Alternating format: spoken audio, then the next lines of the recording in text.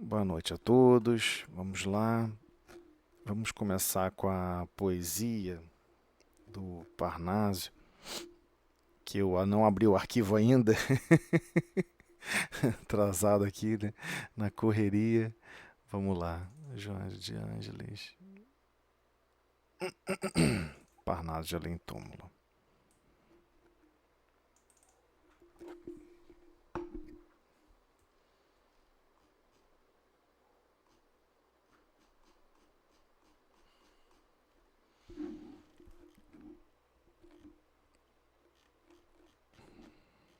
Param, pam, pam, pam, pam, pam, pam.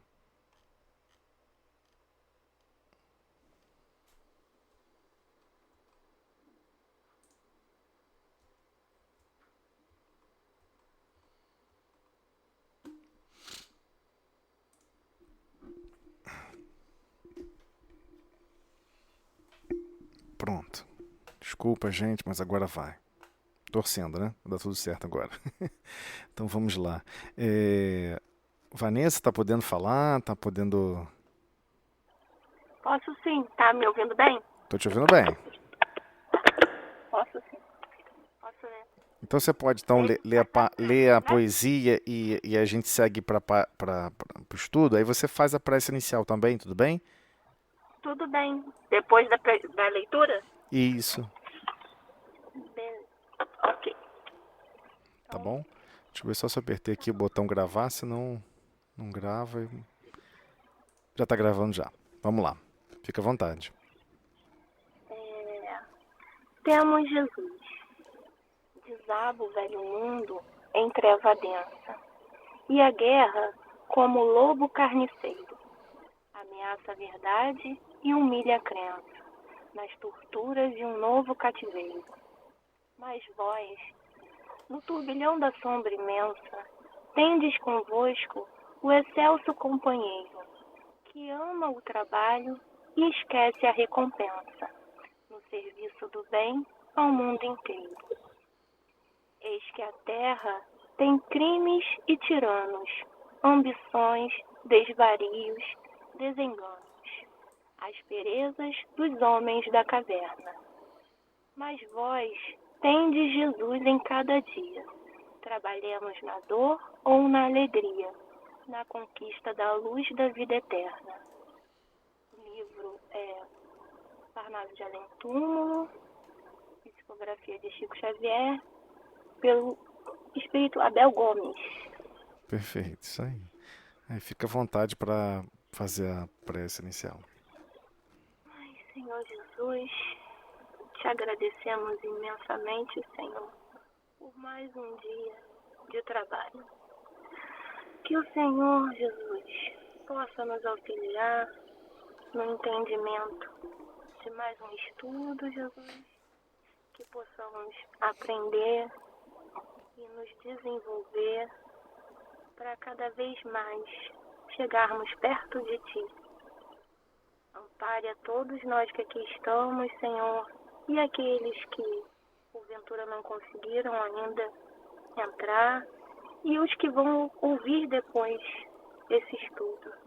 Que eles possam, Senhor, ser agraciados com a Tua paz e a Tua luz. E que assim seja. Com esta prece, pedimos igualmente para darmos por iniciado a reunião do estudo do livro de Joana de Ângeles, O Ser Consciente, da noite de hoje, segundo a tua paz e harmonia. Que assim seja. Então é isso aí, vamos lá. Vamos prosseguir. Um tempo já, né, que já estamos sem, sem retornar, mas estamos de volta. Vamos dar continuidade.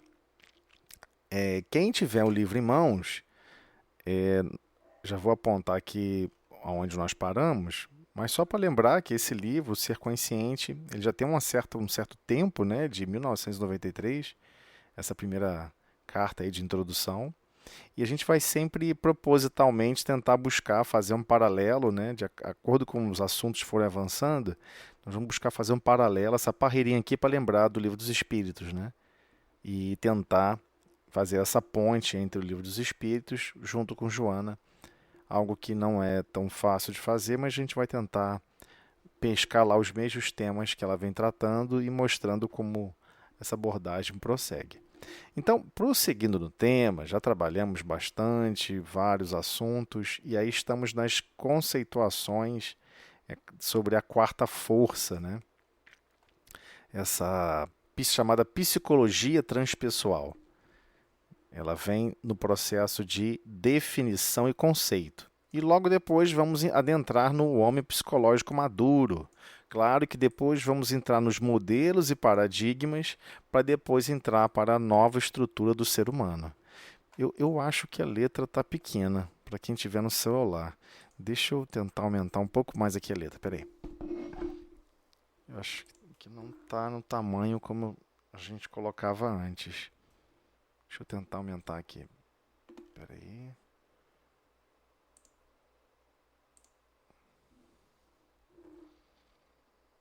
Eu acho que agora está melhor, né? O que vocês acham? Sim, não, tá melhor? Porque se a pessoa tocar o celular na mão, fica muito ruim de ler, né? Fica muito pequenininha a letra. Ótimo. Tá bom? Então tá. Pela minha marcação, nós passamos pelos diversos assuntos aqui e paramos num tópico em que ela começa realmente a comentar de maneira um pouco mais dinâmica a definição e conceito do que seria essa psicologia transpessoal ou o que seria essa tal dessa quarta força. Ok? Podemos dar seguimento a partir daqui. E aí, enfim, podem ir parando, perguntando, a gente tenta avançar, entendendo aqui os parágrafos que ela vai, né, nos apresentando sobre essa conceituação e definição sobre essa quarta força, chamada psicologia transpessoal, ok? Já tratamos desse assunto no preâmbulo que ela fez dessa definição, ok? Então, vamos dar seguimento. Vamos lá. Definir de qualquer forma é limitar, restringir, mesmo quando as definições são elásticas. Mesmo quando as definições são elásticas, reduzem o pensamento e o enclausuram em palavras. Então, o que eu estou tentando explicar, já de início, vai se buscar dar uma definição, vai se buscar dar um conceito, mas, ao mesmo tempo, ela não quer que utilizemos essas definições e conceitos como algo que enclausure, que aprisione, que não deixe o pensamento e a essência evoluir, progredir para o que realmente ele é. Né? Repetindo o parágrafo. Mesmo quando as definições são elásticas, reduzem... Deixa eu pegar uma folha aqui que eu acho que... O mouse não está legal aqui, calma aí. Agora vai ficar melhor. Mesmo quando as definições são elásticas, reduzem o pensamento e enclausuram em palavras, retendo as largas possibilidades que necessitam ser penetradas. Retendo mesmo, de retenção, né? Causando dificuldades, né? Para que possamos adentrar os conceitos como eles deveriam ser realmente desenvolvidos.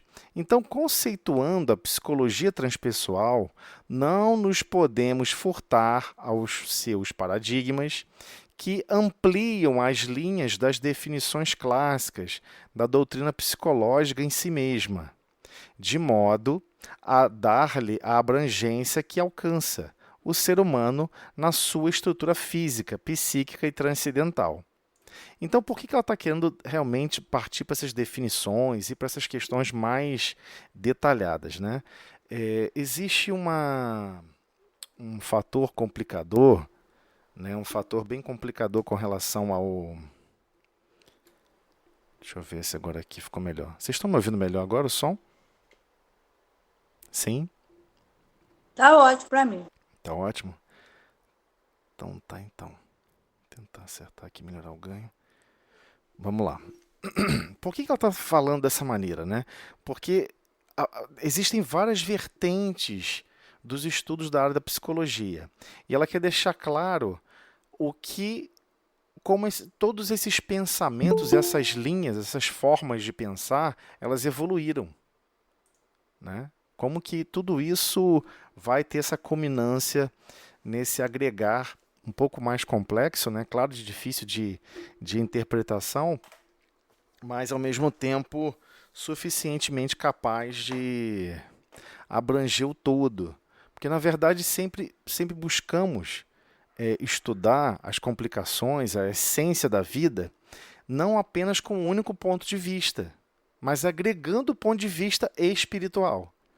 Então é muito difícil você, por exemplo, chegar para alguém e perguntar assim: o que para você é um alimento material? A pessoa vai dizer: é banana, é arroz, é feijão.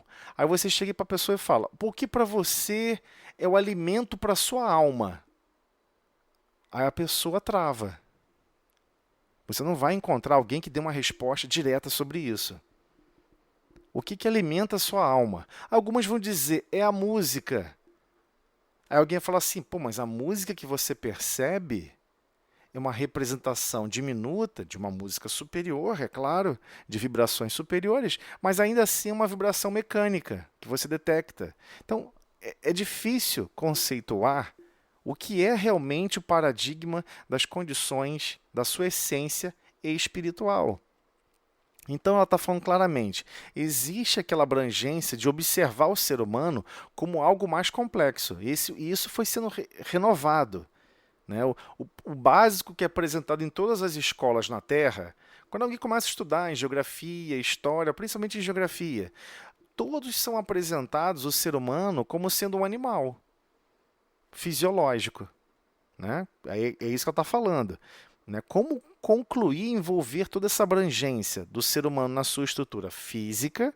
Nós temos realmente uma estrutura física, temos uma estrutura igualmente psíquica com relação ao campo dos pensamentos e uma estrutura transcendental que transcende a esse corpo físico.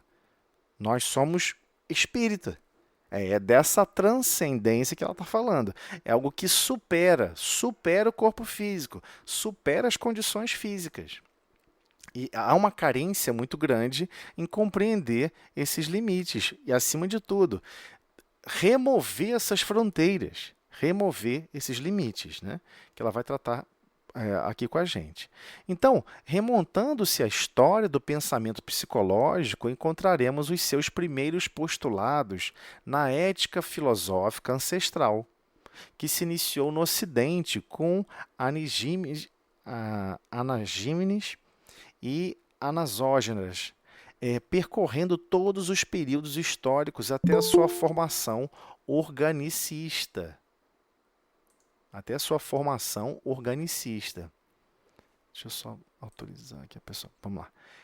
Na segunda metade do século XIX, e prosseguindo pelas várias escolas freudianas de Freud, né? Aqui freudianas no sentido de alusão a Freud, e junguiana, com alusão a Jung, e adeleriana, com relação a esse Adler, né?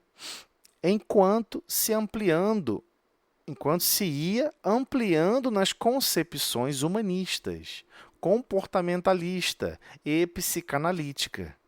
Então ela está falando dos vários aspectos que foram sendo avançados. Né? A psicanálise avançou muito, e seus várias ramificações psicológicas. Então, desde a parte de Freud, de mostrar a relação, como que nossa relação com o corpo físico, Freud é muito pegado na relação que nós temos para com o corpo físico. Jung já tem uma pegada um pouco mais espiritualista. A Adélia, eu desconheço, me perdoem, mas a adleriana deve ser uma pegada um pouco mais filosófica, enfim, psicossocial, eu não me recordo aqui agora, mas teremos que buscar. Mas nenhum deles conseguiu tratar sobre essa quarta força, sobre essa psicologia transpessoal, diretamente, ok? Então, claro que foi essencial para poder ampliar as concepções mais humanistas, né? Ampliando essas concepções mais humanistas, comportamentalistas e psicanalíticas. Tudo isso foi um avançar, como se fosse uma grande sinfonia. Cada um desses instrumentos foram surgindo e ganhando intensidade para melhor compreendermos, afinal, quem nós somos e como somos, né? Nos seus primórdios, a ciência da alma, que é a palavra psicologia quer dizer isso, né? Estudo da alma, ou seja, a ciência da alma é o sinônimo psicologia. Nos seus primórdios, a ciência da alma encontrava-se embutida nos conceitos socráticos e platônicos, preocupados com a criatura humana dual no sentido de dualidade, cujas origens se encontravam no mundo das ideias, para onde retornava após o périplo carnal, a fim de experimentar felicidade ou desdita. Ou seja, ele tinha uma vivência íntima, pessoal, dessa dualidade, e ao mesmo tempo parecia que simplesmente ele vivia em contemplação, vivia observando as situações, mas que quando estava dentro das restrições do corpo físico, sem dar vazão ao pensamento e à criatividade, se sentia, né, preso, totalmente alienado da liberdade promovida pelo ambiente carnal. Ok? Então, ele está falando de um tipo de consciência, ok? Ela está explicando um tipo de percepção de consciência, a fim de experimentar felicidade ou desdita. A sua ética moral otimista estimulava ao equilíbrio da mente e do corpo, conduta saudável e solidariedade para com as demais criaturas. Ou seja, embora fosse difícil perceber isso nos escritos de Sócrates e platônicos, né? Porque Sócrates, em primeiro lugar, Sócrates não escreveu nenhuma palavra, nenhuma linha. Não sei se vocês sabem disso, mas Sócrates só é conhecido porque Platão fala sobre ele, escreve sobre ele. Platão escreve sobre o impacto que ele sentiu e que ele percebeu da convivência com Sócrates. É isso. Sócrates em si não escreveu nada diretamente. Então, todas as vezes que ele está citando, que acha, isso aqui foi Sócrates que falou, não porque Sócrates escreveu, mas porque Platão escreveu que falou que Sócrates é que escreveu. Ok? Por isso que algumas pessoas chegam a imaginar que Sócrates não existiu, porque está sendo um discurso de Platão, que ele poderia estar inventando essa personalidade. Porque realmente Sócrates não deixou nenhum material por escrito. Ok? Então, sim, ele está falando o seguinte, que essa ciência da alma, essa parte da psicologia, na sua essência mais primitiva, já se encontrava lá, embutido nos conceitos de Sócrates e de Platão. Lógico, não está em toda a obra de Platão. É isso que ele está tentando dizer. Tem lá os seus primórdios, está lá o seu início, a sua ponta inicial, mas não está descrito como hoje é compreendido. Mas sim, passa por esses assuntos e trabalham esses assuntos. Mas em que sentido? Trazendo o quê? Origens de ideias, de conceitos de felicidade atrelados a uma vida mais ética, moral, mais otimista, estimulada pelo equilíbrio da mente e do corpo, conduta saudável e solidariedade com as demais criaturas. Era tratado isso, de certa forma, tanto por Sócrates quanto por Platão. Procedente de uma realidade metafísica, agora está falando explicitamente da psicologia transpessoal.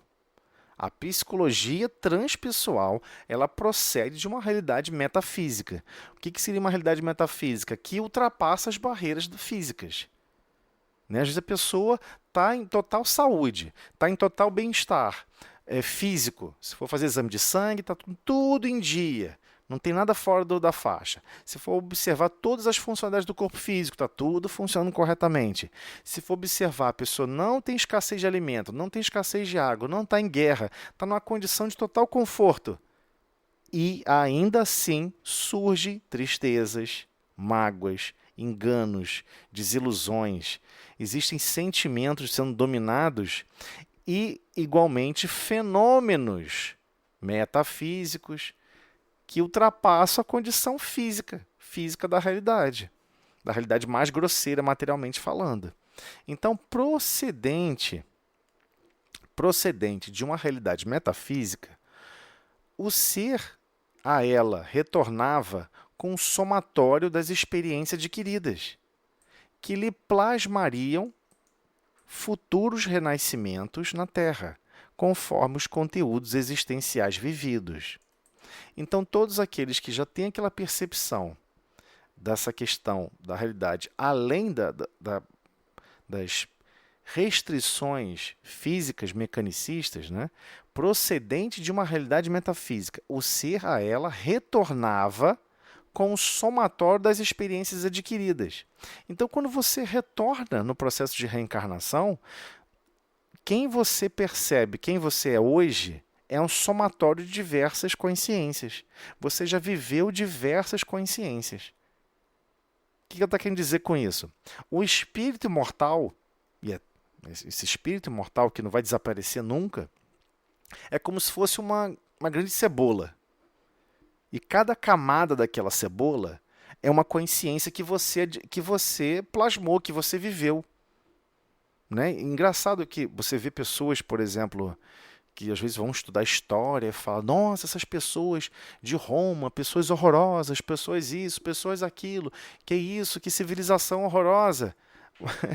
Mas quando tu vai ver, ela está falando, mas ela era uma pessoa romana naquela época e adorava ser romana. Né? É o contrassenso da consciência tentando sempre se transformar. Ah, essa experiência não foi tão boa quanto eu esperava. Eu tenho que melhorar essa experiência. E a pessoa passa a ter um certo rancor, né? Das desditas que sofreu. Mas tudo é experiência. Tudo é experiência. Toda experiência tem um somatório de experiências que está moldando a sua forma de pensar e, principalmente, mais importante até, moldando a sua forma de sentir a vida e sentir o próximo. E é isso que ela está falando, desse somatório das experiências adquiridas, né? Que lhe plasmariam, como ela continua, né? Que lhe plasmariam futuros renascimentos na Terra, conforme os conteúdos existenciais vividos. Claro que esse conjunto de experiências são importantíssimas. Né? Vamos observar, por exemplo, no livro Há 2000 anos, quando vamos observar 50 anos depois, a sequência daquele espírito ali, que está reencarnando, antes era um senador, Públio Lentulus, depois reencarna como escravo. Ué, como é que um escravo pode lembrar detalhes profundos sobre a estrutura de Roma, sobre os simbolismos? Porque ele foi senador romano. Ele estudou profundamente aqueles conteúdos. Então, numa próxima encarnação, lhe é possível, por vezes, ter acesso a esses conteúdos vividos na existência anterior, se assim for permitido, é claro. E, por vezes, assim se prossegue. Mas não no sentido prejudicial. Né? Por exemplo, alguém aprendeu a praticar um crime. Não, peraí, eu reencarno sabendo como fazer um crime e vou fazer ele melhor ainda. E isso, por vezes, é tolhido. Essas informações, por vezes, são restringidas de acesso. Não por uma questão simplesmente de proteger aquele espírito para uma nova experiência, mas para dar um refrigério nele mesmo, na própria consciência. Aquele espírito sabe, esse caminho aí eu já me cansei demais nesse caminho, deixa eu seguir por outros. Então, por vezes, é permitido esse tipo de circunstâncias. Né? Então, mas ela está falando no sentido mais geral. No que sentido? Que, na verdade, todos nós somos uma somatória de experiências. Sim ou sim. Quer aceitemos isso ou não. Somos um somatório de experiências. Principalmente com relação a sentir a vida e sentir o próximo e as sensibilidades de cada pessoa. Ok? Então, nessa paisagem, o planeta terrestre pode ser considerado uma escola, na qual se forma e aprimora o caráter, desenvolvendo o germe divino que nele dorme, qual ocorre na semente com o vegetal. Essa é uma representação belíssima que ela está fazendo, né? Ela está dizendo o seguinte, olha, vocês têm que se observarem, vocês fazendo parte da paisagem. Vocês são essa paisagem. Todos nós somos essa paisagem. E o planeta terrestre pode ser considerado uma escola, na qual se forma e se aprimora o caráter. Então, como Kardec já explicou isso muito bem e tem tudo a ver com esse parágrafo. Kardec lá lá no Livro dos Espíritos, pergunta aos espíritos, afinal de contas, né, como que nós fomos criados? E os espíritos respondem, todos nós fomos criados simples e ignorantes. O que significa ser simples e ignorante? Simples é sem sentimento. Ignorante é sem conhecimento. Ué, então eu fui criado sem sentimento? Exatamente. Ah, então comecei do zero e estou construindo pouco a pouco? Exatamente. Ah, como tal pessoa pode ser insensível? Ué, mas você é mais sensível porque você tem mais experiência naquele conjunto de atividades, naquele conjunto de sentimentos atrelados a uma certa atividade, enquanto que o outro não tem. O outro não tem. É tudo muito recente. Né? A maioria fica imaginando que nós já temos milhões de anos. Não temos milhões de anos, não. De consciência, eu estando em consciência, possivelmente deve ser da ordem aí de, sei lá, o que, 80 mil anos? 100 mil anos? É um tempo muito curto, muito pequeno, comparado às necessidades de desenvolvimento que todos nós temos que cumprir e fazer, principalmente em experiência, em prática. Né? A mesma coisa de você estudar piano. Nossa, estuda teoria. Ah, aquela tecla é isso, aquela tecla é... Outra coisa é você treinar a habilidade de tocar o piano. São assuntos diferentes. A maioria acredita que é a mesma coisa, mas quem passa pela experiência sabe que não é a mesma coisa. Você está controlando seu corpo físico. Seu corpo físico é um intermediário que vai pressionar uma tecla. Existem limitações no dedo. Né? Nós sabemos isso muito bem, né? Nós temos 5 dedos em cada mão, sendo que os 2 dedos centrais dividem a mesma ligação nervosa. Isso influencia profundamente no piano, principalmente na dinâmica do movimento dos dedos. Nós não estamos acostumados a mover os dedos separadamente num piano. Tudo que nós segurar um copo, você usa os 5 dedos concomitantemente, ao mesmo tempo. Quando você vai pegar um lápis, você vai segurar o lápis com todos os dedos. É uma ferramenta com todos os dedos. Várias pessoas informam, né, grandes estudiosos da biologia, da evolução da estrutura do corpo físico, que o desenvolvimento do dedão, né, do corpo físico, foi algo extraordinário. Permitiu que esses corpos físicos pudessem segurar ferramentas pesadas, segurar a ponto de se pendurar e suportar o peso do próprio corpo e até mesmo condições mais favoráveis. Então, a questão toda é como compreendermos esse princípio de evolução. Esse princípio de evolução ele é lento, ele é gradual. Então, quando o corpo físico está demonstrando seus aspectos de desenvolvimento, temos que entender que é o espírito que está comandando um corpo físico. É o espírito que está comandando um uniforme de trabalho. Então, esses princípios que foram evoluindo, igualmente o espírito teve que evoluir para aprender a controlar um corpo físico. Muitas vezes, em reunião mediúnica, as pessoas falam assim, poxa, tinha um espírito que eu acho que ia dar comunicação psicofônica, né? E o espírito não falou nada, estava aqui quieto, e eu não entendi nada, parece que houve uma conexão, mas não falou nada, não pensou nada, desconectou. E Kardec e diversas outras obras, inclusive de André Luiz, nos explicam que, por vezes, principalmente André Luiz, explicando do ponto de vista, observando o fenômeno mediúnico pelo outro lado da vida, deixa claro o seguinte, por vezes o espírito ele não tem ainda, ou perdeu, por estar muito tempo sem reencarnar, uma certa sensibilidade organizacional para o estabelecimento da forma humanoide. Então, muitas pessoas zangadas, chateadas, enraivecidas, vão buscando o caminho da raiva, do ódio, mas não compreende que o poder que o espírito tem com o perispírito.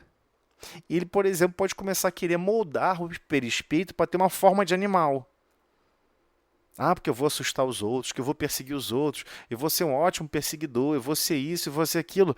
Você quer se especializar no mal, você quer se especializar em coisas perversas para fazer o mal. Fica à vontade, tudo é liberto. Você pode fazer. Só que o espírito esquece que quando ele começa a manipular demais o perispírito, e ele vai seguindo essa linha, seguindo esse caminho, é como pular num buraco. Você pular num buraco de meio metro é fácil sair. Pular num buraco de 1 metro também é tranquilo de sair. Pula num buraco de 300 metros e tenta sair. Cai num poço de 18 metros de profundidade e tenta sair do poço. Não é tão trivial, vai requerer muito mais energia, vai requerer habilidades para sair daquela condição que não necessariamente você detém. E assim é com relação à manipulação do perispírito. Então, muitas comunicações ocorrem que, na verdade, é um processo muito mais de reharmonização daquele espírito comunicante com a condição humanoide. Olha que coisa absurdamente complexa, né? É muito difícil. Por quê? Mas por que isso? Ah, por que ele não pode simplesmente pensar e automaticamente ficar humanoide? Pelo simples motivo que tudo está atrelado à vontade. Tudo está atrelado à vontade. Então a pessoa condicionou a vontade num caminho de destruição, num caminho de desagregação. Não é tão fácil reestruturar a consciência para o caminho do progresso, da reconstrução. Por isso que, sim, o planeta Terra é uma escola, mas às vezes a gente esquece que, quando fala planeta Terra, todas as vezes que Joana e grandes pensadores, grandes educadores do Espiritismo, vêm nos trazendo a palavra o planeta terrestre, ela está falando de ambos os ambientes. Fisicamente mais grosseiro, como fora do corpo físico, não muda nada. Ela está sempre tratando e falando do espírito imortal. Você, como o ser pensante, de quem sente, de quem pensa, como você quer interagir com a vida. Então, sim, é uma escola. E, por vezes, as pessoas querem, nessa escola, adquirir as piores experiências. Mas, olha só, o projeto não é esse. O projeto é qual? Para aprimorar o caráter, para pegar aquele germe divino que há em todos nós e nos desenvolvermos. Ah, mas eu não consigo perdoar, porque se bater no meu rosto, eu tenho que cortar o braço. Se cortar o meu braço, eu tenho que esquartejar o outro braço. Se cortar não sei o que, eu tenho que assassinar 300 pessoas. Se matar a minha família, eu tenho que matar a família de todos eles de volta. E aí fica nesse vai e vem eternamente, que não muda ninguém. Não transforma a ninguém. Principalmente quem está agindo no mal não se transforma achando, ah, não, porque as pessoas que eram meus entes amados e queridos gostariam que eu fizesse isso. Ficam botando desculpa, né, na conta de quem não pode se defender. Porque às vezes a pessoa não está nem acessível, né? Não, eu quero me vingar daquela pessoa que sofreu tal situação. Você deveria, na verdade, estar pensando, peraí, Deus não deixou que o fenômeno ocorresse? Deus não tem como tirar a pessoa do corpo físico, até mesmo antes dela sentir dor. Se é assim, a pessoa tiver esse potencial e essa permissão? Sim, tem. Claro que tem. Imagina, todo desencarne vai ser sob dor e sofrimento. Não é assim que funciona. Como também não é assim que funciona. Ah, a pessoa cometeu suicídio. Ih, rapaz, vai pro vado do suicida, vai sofrer horrores, vai ficar lá sofrendo eternamente. Se sofrimento transformasse o ser humano, transformasse o espírito para galgar e caminhar a caminho de Deus com total harmonia e tranquilidade, é só estraçalhar o espírito milhares de vezes e automaticamente ele virava luz. Pega o espírito e praticamente toda encarnação esfrega ele na pedra. Não é assim que funciona. Porque não funciona. A verdade é essa, não funciona. Todos esses pensamentos que temos residuais desse aspecto em nossa consciência é oriundo de outros traumas. É oriundo de traumas do passado. Não tem nada a ver com a verdade planejada para essa escola do planeta. Ok? Então, a missão dessa escola, uma dessas missões, é o quê? Formar e aprimorar o caráter. É algo muito belo a forma como ela escreveu. Se forma e aprimora o caráter, desenvolvendo o germe divino que nele dorme. Ela é enfática. Filho de peixe, peixinho é. Vocês não são filhos de Deus? Pode ter certeza, existe um germe divino adormecido em vocês. Qual semente?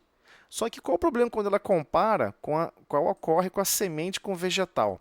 Qual o problema quando ela compara com o vegetal? Quando você vai observar a semente por vegetal, a gente demora a perceber isso, né? Deus não deu vida fácil nem para os vegetais. Tudo vai depender de boa vontade e esforço. A semente, ela vai ter que romper a casca. Aquele princípio vital ali vegetal vai ter que romper as limitações do terreno. Vai ter que empurrar a terra, atrita, arranha, machuca, causa dano. Vai ter que superar essas limitações para conseguir acessar outra atmosfera. Vocês perceberam? Né? O vegetal ele está numa atmosfera subterrânea em que ele detecta o ar, ele detecta essa outra atmosfera, mas ele não está diretamente naquela atmosfera. Né? Na Terra, embaixo da Terra, tem ar, né? Tem espaços vazios também, não é só um material compacto sem espaço. Então tem espaços vazios, ele está coabitando com dois mundos. Um mundo que soterra e oprime ele, e ao mesmo tempo com um mundo gasoso de gases, né? Da camada de oxigênio e nitrogênio, que está ali disperso aonde está a semente. Ela tem que utilizar os poucos recursos que tem para conseguir empurrar a terra e conseguir alcançar outra atmosfera, aquela atmosfera gasosa. E somente naquela atmosfera gasosa criar folhas para absorver o sol e fazer a fotossíntese e produzir energia a partir da luz divina que chega até ela. Ela só produz né, tem um exemplo do vegetal, o exemplo do vegetal é muito bonito. Ela só produz a energia própria a partir da luz divina, ou seja, daquela luz do sol ali. É um exemplo muito belo, né? E assim, de uma maneira, como uma metáfora, né? Da mesma maneira, assim somos todos nós. E estamos lutando para vencer esses conflitos, para conseguir aprender a respirar em outra atmosfera. Em qual atmosfera? Naquela atmosfera psicológica do amor, da bondade, do carinho, do zelo, da compreensão, do perdão, né? dos recursos chamadas ferramentas do amor, né? que é justamente os sentimentos da caridade, né? Benevolência para com todos, indulgência para com as imperfeições alheias e perdão das ofensas. E esses recursos é como se fosse o ar que a gente respira, mas a gente não percebe. Ah, mas eu só percebo terra me comprimindo. Eu só percebo situações me comprimindo. Eu só percebo a pressão de ter que trabalhar, a pressão de ter que acordar. Mas isso é terra.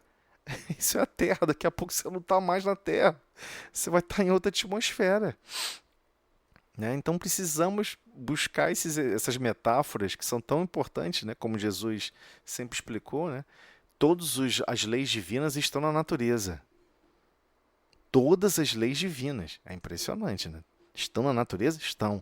Ou seja, há um modelo de confecção e de construção dessa realidade baseado em leis divinas, que é perfeito, né? Em todo momento a gente está aprendendo e se desenvolvendo para alavancar, dinamizar o germe divino que há em todos nós, sem exceção.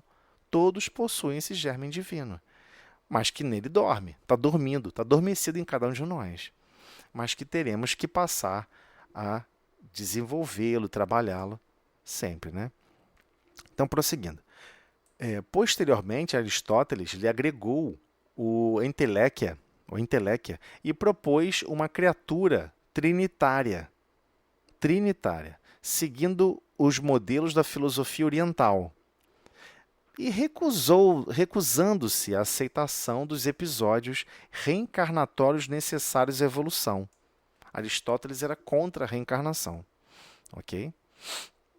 Mas enfim, não tem problema. Mas todo mundo oriental não só compreende a existência da alma, compreende a essência espiritual, mas igualmente compreende a reencarnação como um aspecto, claro, não exatamente como é tratado na doutrina espírita, né? Na doutrina espírita não existe karma. Não existe karma. Karma é um conceito hindu, né? O espiritismo não trata a ideia da reencarnação como karma. Porque para a doutrina espírita nem sequer faz sentido. Ok? Mas, para a gente não ficar divagando, vamos avançar. Concomitantemente, as propostas atomistas, né, de desenvolvimento do átomo, do conceito do átomo, reduziam o ser humano a um amontoado de partículas infinitamente pequenas, esféricas, com ganchos, segundo uns, ou deles destituídos, conforme outros, unindo-se e desestruturando-se, graças ao vácuo e ao movimento. É quase que uma piada que ela está fazendo, né? Realmente, os cientistas que vivem buscando negar a criação divina tentam observar que realmente todos os seres humanos são amontoados de átomos que coincidentemente gerou a vida. E como assim gerou a vida? É graças ao vácuo. O vácuo, né, essa ausência de ar e de atmosfera que tem, por exemplo, entre planetas, esse vácuo e esse movimento, um monte de cálculo de equações de movimento, de variação de quantidade de movimento, é que gerou a vida.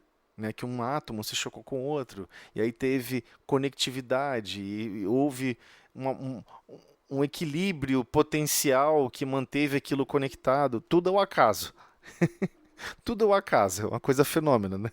Ou seja, a pessoa que é criticada por acreditar em Deus, você fala, como assim? Você acredita em algo que você não consegue ver? Eu falo, meu amigo, mas você acredita que o nada cria vida.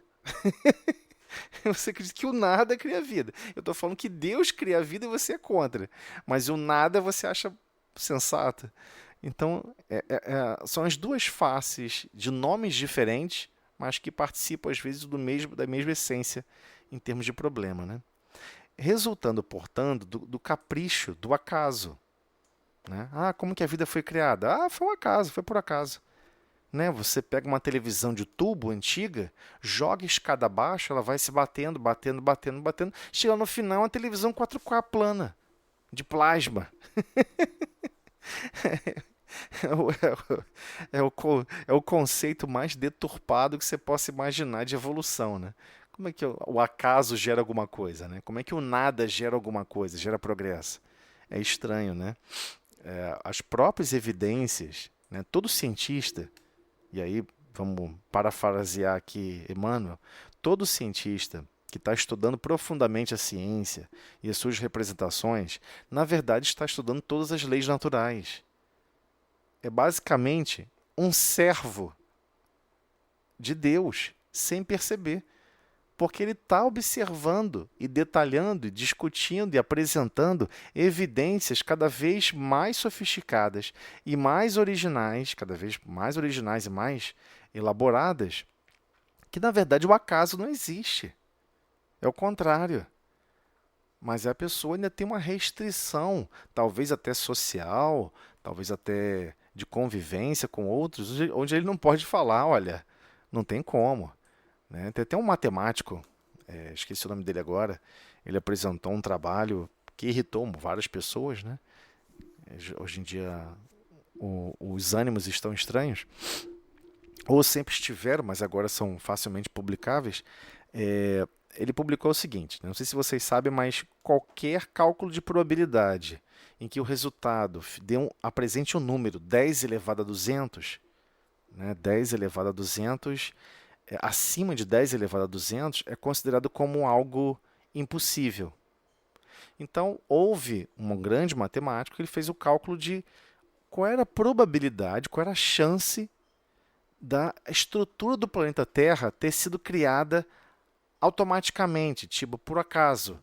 uma rocha quente que bateu em outra rocha e que evoluiu para tal coisa, que não sei o quê, do nada desenvolveu a atmosfera, do nada desenvolveu água, oceanos e florestas.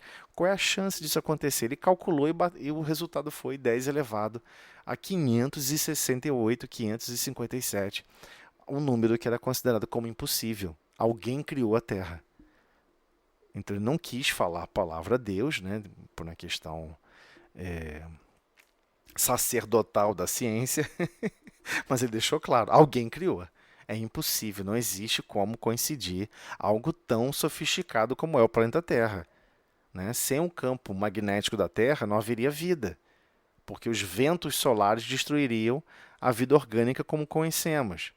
Sem o equilíbrio térmico do planeta é uma coisa impressionante. Claro que vão falar que está desequilibrado, está isso, está aquilo, mas do ponto de vista de análise detalhada, do ponto de vista histórico e principalmente do ponto de vista sobre a essência da vida, ter essa temperatura agradável, porque nós somos organismos extremamente frágeis.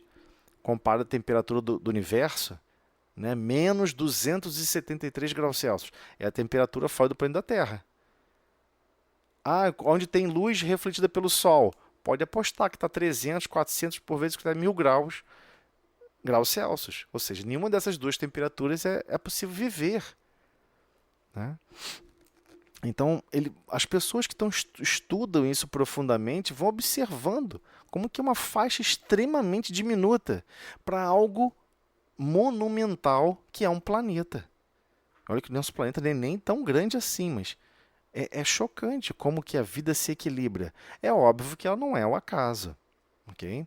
Então ela está falando aqui que, ao mesmo tempo que surgiram as filosofias, né, Aristóteles tentou observar a vida, a criatura, todos nós, como buscando uma filosofia oriental também, agregar modelos da filosofia oriental, ao mesmo tempo existiam linhas de pensamento focadas em apresentar um pensamento justamente o oposto, que não existe nada e só existe a matéria, ok? E que tudo foi criado ao acaso, é isso que ela está querendo dizer, ok?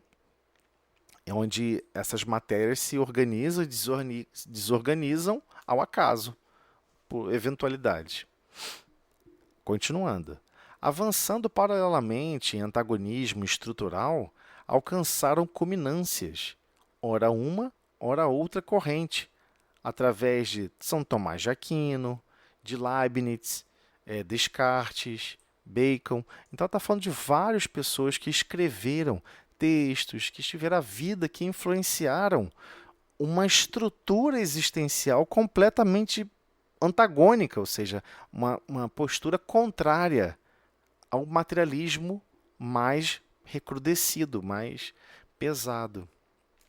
E ela prossegue. Enquanto o pensamento oriental estruturava o fenômeno psicológico de um ser herdeiro de Deus e a ele semelhante, isto é, portador de recursos inimagináveis que lhe cabe desenvolver, ela fez questão de separar, né? Para ninguém ficar imaginando que vai se tornar Deus, né? Porque dizem que você é semelhante a Deus, foi feito a sua imagem e semelhança, quer dizer que você vai virar Deus. Não é isso. É que você é portador de recursos inimagináveis, que você não tem condição de imaginar ainda, que lhe cabe desenvolver, terá que ser desenvolvido. Né? Ampliaram-se as concepções em torno do universo, da criação, da vida, muito antes que a cultura ocidental se apercebesse da causalidade do existir. Ok? Então ela está falando como que esses pensamentos foram evoluindo. O próprio pensamento... E a gente sabe qual a origem disso. Né? A origem disso são os capelinos. Vamos resumir. A origem são os capelinos. Nós sabemos que 4 civilizações não são daqui da Terra. O povo hindu, aquele povo hindu mais fechado mesmo, que traz esse pensamento oriental, que é mais voltado para esse pensamento oriental mais conectado, com o divino, são capelinos, são dos exilados de Capela. 4 grupamentos vieram para cá, para a Terra. Os egípcios, os hindus, O povo chamado ariano, os arianos, os chamados cientificistas, que vocês entendem agora o porquê de focar na parte da ciência e desprezar o religioso. É um fenômeno que não partiu da gleba de espíritos daqui da Terra. Isso partiu desse grupamento. Ok? Ficou faltando um? Acho que ficou faltando um, né? Os indianos, o egípcio e, é claro, o povo hebreu. Que desses 4 povos, o Cristo recebeu todos eles quando estavam chegando aqui na Terra, né? Deixaram lá Capela e foram transportados aqui para o planeta Terra num período específico para facilitar. Teve que esperar épocas de reorientações de planetas para encurtar as distâncias galácticas, porque eles estão ainda, né, a 43 mil anos-luz. A luz leva 43 mil anos, 43 anos, desculpa, 43 anos para chegar lá, ou para chegar aqui, né, a constelação do Cocheiro. Então eles foram transportados para cá, não conseguiam mais fazer evolução com aquele grupamento e receberam um convite para incorporar um projeto, para participar de um projeto em que eles iriam se beneficiar muito, trabalhando e exercendo suas influências e suas percepções aqui na Terra. Eles receberam esse convite, embora alguns chamem de eles sofreram degredo, foram degradados. Não, na verdade, eles receberam a possibilidade de trabalho aqui na Terra para poder conseguir alcançar os trabalhadores que lá já estavam bem mais desenvolvidos com relação ao amor e à sabedoria, é claro. Então eles recebem esse bônus, foram recebidos diretamente aqui pelo Cristo, pessoalmente pelo Cristo. Sim, esse que depois vem se chamar Jesus de Nazaré. É recebido pessoalmente por eles e ele avisa: eu vou nascer entre vocês. Não se preocupem, vai dar certo. Confiem em mim. E você vai observar na cultura hindu, avisando que ia chegar um espírito assim assado, que ia libertar eles, que ia transformar eles, que ia auxiliar eles a passar pelo nirvana, a transcender a vida. Aí o povo hebreu vai avisar a mesma coisa, que estaria para vir o Cristo. Por isso que esses povos citam as mesmas histórias. São exatamente as mesmas histórias. Por isso, porque é a mesma pessoa avisando. Só que cada um com as suas particularidades, né, com o seu histórico. Cada um desses povos tinha um histórico diferente. Tá, isso tudo que eu estou contando, gente, eu não estou inventando, não. Está no livro A Caminho da Luz. Já colocamos, inclusive, esse audiolivro lá no podcast, né, que te botou lá o canal... Oh, meu Deus, como é que é o nome? Eu fiz um outro canal lá, não sei se vocês tiveram tempo de ver. Depois eu mostro de novo aqui, não tem problema. Onde lá tem vários audiolivros, estamos só colocando audiolivros, porque a pessoa é mais fácil acessar o audiolivro. Estou devendo vários outros livros, né? A gente sempre fica devendo um monte de coisa para fazer. E esse livro Caminho da Luz, ele conta a história espiritual da Terra. Como foi fundada a história espiritual da Terra. E foi 1 milhão de almas que foram... que chegaram dessa constelação do Cocheiro, né? Que a gente chama de capelinos, os exilados de Capela. Né? A pessoa chama de Capela, devido àquela obra também que chamou de Exilados de Capela. Então, Emmanuel conta essa história, como é a história do planeta Terra, espiritualmente falando, em detalhes, por várias épocas, por vários séculos, e especialmente esse início. E aí a gente vai perceber por que no caso...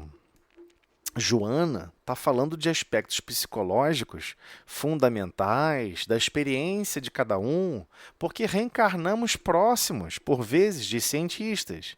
E aí ficamos meio que querendo nos afastar do divino. Não, eles só cultuavam quem? O próprio ser humano. É porque eles traziam essa bagagem de lá, dessas experiências de lá. Aí você vai observar o povo hindu, vai observar o povo hebreu, e cada uma dessas características foram moldando as civilizações pela experiência deles, ok? Não sei se eu me fiz claro com relação a isso. Então, quando ela está falando aqui, enquanto o pensamento oriental estruturava o fenômeno psicológico em um ser herdeiro de Deus, o que ela está querendo dizer? Aquele grupamento ali, capelinos, sabiam que era o quê? Eu sou filho de Deus, eu sou criatura divina. Eu fui criado por Deus.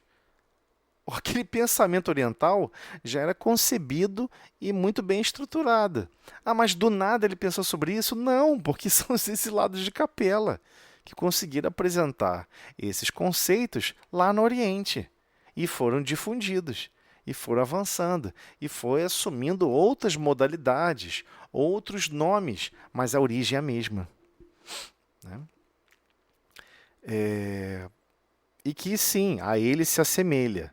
Sim, eles já tinham essa consciência. Inclusive existia por parte do, que está no livro também A Caminho da Luz, avisando por que surgiram as castas na Índia. Porque eles se sentiam tão especiais, tão assemelhados ao divino, tão jamais evoluídos ao divino, que achavam que não tinha nenhuma necessidade de exercer nenhuma vontade de Deus para com os outros pequeninos que estavam ao derredor deles. Por isso surgiu o conceito de casta, lá no povo hindu, também narrado e explicado por Emmanuel nessa obra Caminho da Luz. Isto é portador de recursos inimagináveis, ou seja, que nós, né, o que significa, aí agora é um parênteses, né, de explicação da Joana sobre, afinal de contas, o que é ele se assemelhar, né? Ou seja, cada um de nós nos assemelharmos a Deus. Isto é ser portador dos recursos inimagináveis que lhe cabe desenvolver. Tem certos recursos que nós temos que desenvolver. Ah, mas aí depois que eu desenvolvi, o recurso é meu? Não, depois que você desenvolve o recurso, você não tem esse conceito de posse. Porque o conceito de posse é algo estranho para quem já evoluiu muito espiritualmente falando. Ele nunca vai falar conceito de posse, ele sempre vai falar no conceito de grau de pertinência. Né? Hoje em dia existe até uma teoria sobre isso, né? Que usa-se muito isso na matemática, de uma maneira fria e calculista, chamada teoria de lógica de fuzzy, lógica de conjuntos, onde você não trata, por exemplo, o sinal V. Vamos falar, lógica fuzzy é assim, são chamados conjuntos nebulosos. Imagina que você tem, por exemplo, um sensor de velocidade de carro. Se você passar de 80 km por hora, você é multado. Ué, então se você passar 81 km por hora, você é multado? Pela lógica de números inteiros, vai dizer que sim. Pela lógica de fuzzy, não. Você tem um grau de pertinência. Qual é o seu grau de pertinência a uma infração? Em 81, nada. Em 85, nada. Em 88, nada. Talvez lá em 90 e pouco. Então, tem graus de pertinência àquele conjunto. Não é uma limitação física direta. Porque assim é a vida, né? Você olha para um degradê de uma luz, né? Vai de mais clarinho, vai até para o escuro. As sombras, as cores. Você não vê valores fixos. São valores discretos, contínuos. São valores contínuos e não discretos, né? O computador, vocês estão olhando agora para a tela, né? Estão vendo amarelo. Esse amarelo é uma cor discreta, porque é falsa, né? Ela não é um amarelo verdadeiro. Se você olhar o amarelo verdadeiro na natureza, ela está contínua. Ela vai de amarelo, vai um pouco para o laranja. Tem várias nuances de tons daquele mesmo amarelo. Não um único tom chapado, né? Não é isso? Então, o mesmo acontece com relação à nossa consciência. Né? As pessoas ficam imaginando, quando eu for um espírito de luz, eu vou ser capaz de fazer o que eu quiser, porque eu vou ter todo o poder semelhante a Deus. Não, ao contrário. Ocorre um esvaziamento e, ele sabe quando for demandado a ele uma tarefa, ele sabe que será permitido usar certos recursos. Ele sabe que ele estará imbuído, né, envolvido num grau de pertinência de saber fazer isso, saber fazer aquilo e conseguir sempre utilizar o recurso da boa vontade e a coragem com aqueles recursos para desenvolver as tarefas que forem necessárias. Ele nunca está preocupado em deter recursos. Ele está sempre preocupado em alinhar mais boa vontade e mais coragem, sempre, né, principalmente boa vontade, para desenvolver a vontade de Deus da maneira mais perfeita que Deus assim aguarda dele. Então, o espírito de luz, ele nunca está preocupado em acumular recursos. Eu estou muito preocupado em acumular e ser muito sábio. Não, ele já sabe, sábio é só Deus. A busca da sabedoria é para a gente, sábio é só Deus. Não, sabe, tem muito poder. Não, só quem tem poder é Deus. O que nós temos por vezes é convite a participar da estrutura da criação divina e contribuir em algum aspecto. E ele sabe que essa contribuição é sempre através da cooperação. Então ele nunca vai fazer algo que depende só dele. O espírito evoluído, de luz, ele sabe que todas as vezes que ele vai abraçar uma tarefa, ele nunca vai escolher um machado para derrubar uma árvore. Ele sempre vai escolher um serrote em que tem que ter 10 pessoas de um lado, 10 pessoas do outro, puxando junto o serrote. Ele está mais preocupado em unir a estrutura divina para a função, para a atividade, do que, não, eu sou todo poderoso e eu vou fazer tudo sozinho. É sempre o contrário do nosso conceito atual, né? Todo mundo quer estudar, estudar, estudar, para não depender de ninguém. O divino não. Ele quer sempre depender dos outros, porque ele sabe que é assim que é a ideia do projeto divino, com a colaboração e participação de todos. Não vai existir tarefas isoladas e sozinhas. Sempre será por cooperação. Ok? Eu estou falando muito, gente. Fala alguma coisa aí, gente. O que vocês estão pensando? Estou divagando muito. Não sei se vocês conseguiram entender o que eu estava querendo dizer. Na verdade, um espírito de luz, ele evoluído, ele não se aprisiona a títulos, né? Tanto que eles nem gostam de ser referenciados a nada, né? Exatamente. Exatamente. É esse o conceito. Por exemplo, todo mundo já ouviu falar que... Todo mundo que é espírita já ouviu falar daquela pomadinha chamada Vovô Pedro. Todo mundo já ouviu falar. Mas vocês sabem quem é esse espírito que dá esse nome de Vovô Pedro para a pomada? Ele não era um vovô, muito menos se chamava Pedro. Foi uma forma carinhosa de dar esse nome. Mas quem é esse espírito, vocês sabem? Eles nunca usam o próprio nome. Nunca usam alguma coisa para confundir com a própria história deles. Porque eles nunca se sentem o seguinte: eu vou auxiliar para criar essa receita, para auxiliar para esse tipo de tratamento, para auxiliar a humanidade para sofrer menos. Eles sabem que essa é a vontade de Deus e que os recursos ali alicerçados não pertencem a ele, pertencem tudo a Deus. Né? A sensação de máximo esvaziamento é quando a gente deixa o corpo físico. Você não tem mais corpo. Você não consegue mexer na matéria. Você quer falar e não consegue falar, porque você não sabe soprar. A gente fala soprando, né? Eu estou soprando aqui, tem um sensor chamado microfone que detecta variação de pressão atmosférica. Esse sensor detecta variação de pressão atmosférica. Essa variação de pressão, ele transmite para um sinal elétrico, que é interpretado depois como som. Assim também é o nosso corpo físico. Tudo vira pulsos elétricos para o nosso cérebro. Talvez você nunca soube qual é o verdadeiro sabor de um frango.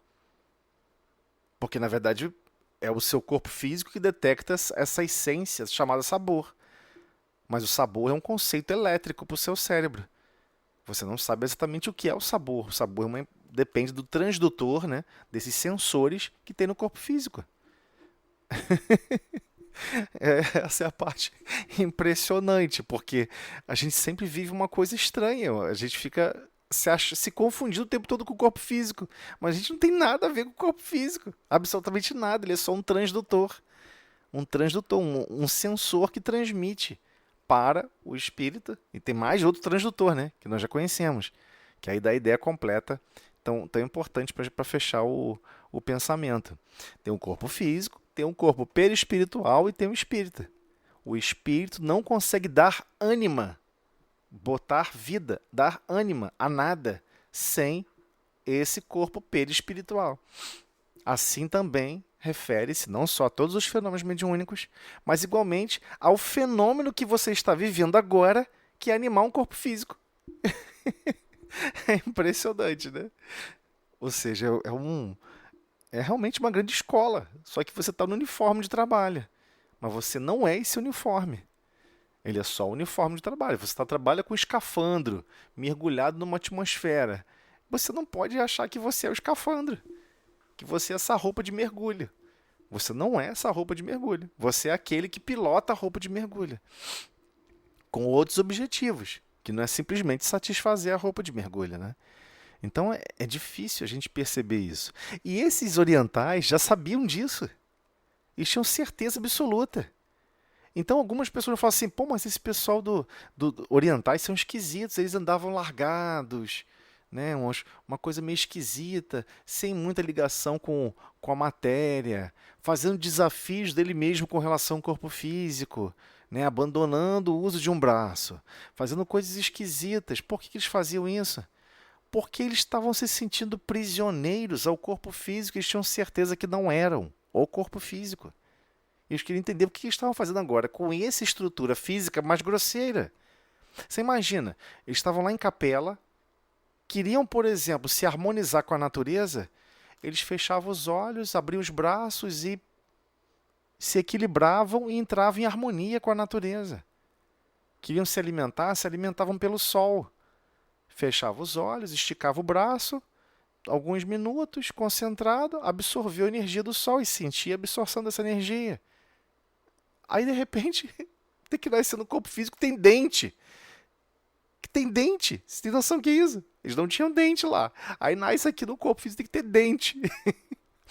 Que a barriga ronca, independente se você está com fome ou não. É porque você acostumou a comer meio-dia, pode apostar, meio-dia sua barriga vai roncar. Mas eu nem tô com fome porque a barriga tá roncando, porque ela já se acostumou com o alimento naquela hora. Então ela prepara o corpo físico todo, tudo um automatismo mecânico, e a pessoa, caramba, eu tô ingressado nesse corpo físico, mas eu não sou esse corpo físico. O oriental sabia disso. E é um fenômeno psicológico impressionante. A estrutura desse fenômeno psicológico que é impressionante. Ele tinha certeza, eu sou herdeiro de Deus. Eu não me confundo com isso, né? É uma percepção muito bela, né? Eu acho muito incrível. Vamos lá, vamos avançar aqui. Como verdadeiro ponto de equilíbrio apareceu o pensamento ético de Jesus, colocando uma ponte psicológica e filosófica entre as duas civilizações. Né? Realmente, né? Se você chegar assim e falar para alguém, o cristianismo é uma religião ocidental, a pessoa não sabe o que está falando, né? Na verdade, Jesus nasceu lá do outro lado, no Oriente, não foi no Ocidente. A primeira Bíblia a surgir na face da Terra não foi na Europa. As pessoas não contam a verdade, foi na África. Né? Até hoje, a Bíblia da África possui 85 livros. Enquanto a Bíblia do Ocidente possui, estou falando das estruturas organizadas, né? Estou falando do catolicismo e do protestantismo, que a Bíblia é diferente, ela possui 66 livros. Né? Bíblia, a palavra Bíblia significa livro dos livros. Né? Concatenar, juntar vários livros num livro só, é a palavra que representa isso, é chamada Bíblia. Então é literal, livro dos livros.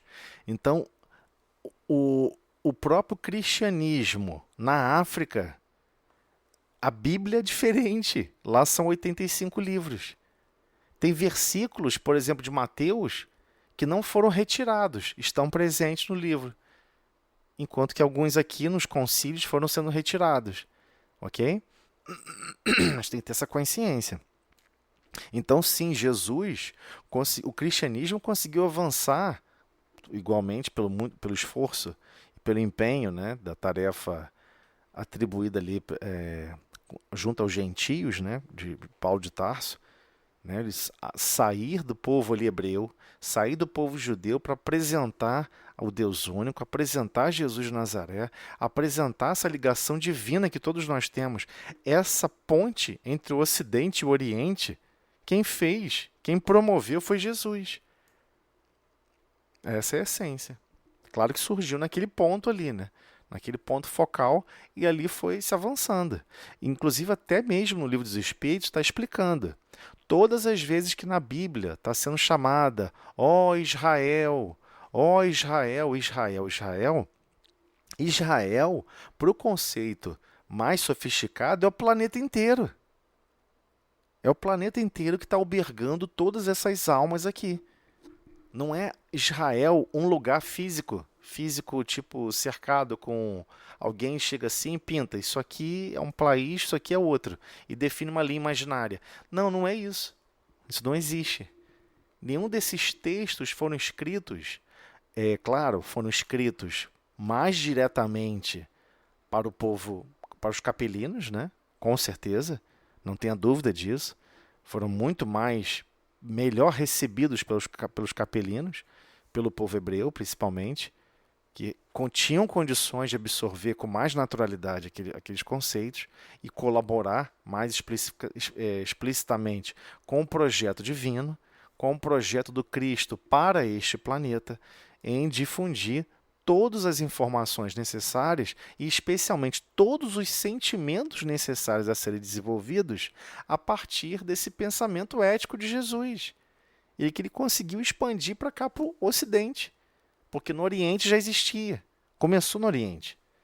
Né? Se a gente pensar nessa divisão esquisita também, que inventaram de Ocidente e Oriente, né? Como é que vai decidir uma linha divisória, uma coisa que é uma esfera redonda? Uma esfera. A condição hoje, a terráquea, a condição hoje da nossa consciência é muito de dividir, limitar, dar conceitos circunscritos. A gente ainda é muito assim. Então, para o Cristo não tem essa divisão. Essa é a verdade. Para o Cristo não existe essa divisão. Mas João está destacando o seguinte: a evolução do pensamento, a forma como o pensamento chegou completamente diferente, né? E é isso que está se referindo, né? Como verdadeiro ponto de equilíbrio. O verdadeiro ponto de equilíbrio. Apareceu o quê? O pensamento ético de Jesus, colocando uma ponte psicológica e filosófica entre as duas civilizações.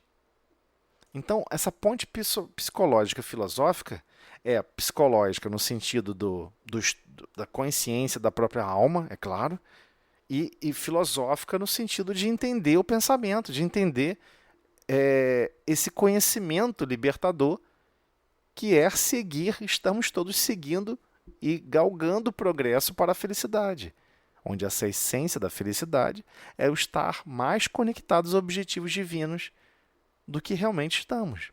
Estamos muito mais distraídos do que conectados. Então ela continua, desenvolvendo o idealismo socrático e o reencarnacionismo do Vedanta e do budismo. Então, quando Jesus apresenta e vem trazendo essas explicações, ele traz realmente o idealismo básico, porque Sócrates é ministro do Cristo. Sócrates despachou esse ministro na Terra, naquela região ali, né, dos grandes pensadores, dos grandes desenvolvimentos do pensamento, do berço da filosofia, na Grécia. Quem despachou Sócrates foi o próprio Cristo, porque Sócrates é um dos ministros do Cristo. Né? Então as pessoas ficam achando, então Sócrates, se Sócrates foi precursor do Cristo, então Sócrates é maior do que o Cristo. Não, não existe esse negócio.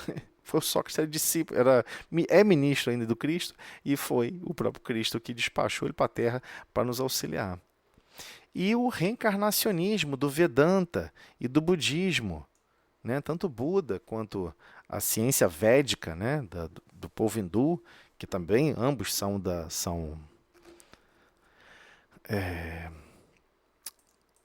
capelinos, né?